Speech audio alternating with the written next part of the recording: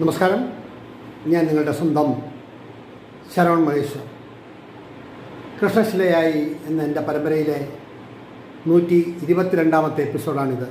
ഇന്ന് പ്രശസ്ത ചലച്ചിത്ര സംവിധായകനായ പത്മശ്രീ ഗിരീഷ് കാസറവള്ളിയെക്കുറിച്ചിട്ടാണ് ഞാൻ നിങ്ങളോട് പറയുന്നത്.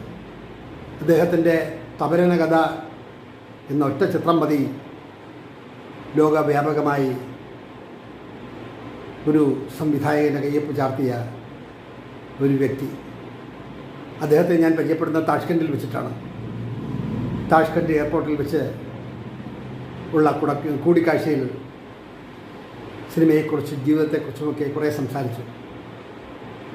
അതിനുശേഷം ഫ്ലൈറ്റിലിരുന്നും മണിക്കൂറുകളോളം സംസാരിച്ച അനുഭവങ്ങളാണ് ഞാൻ നിങ്ങളോട്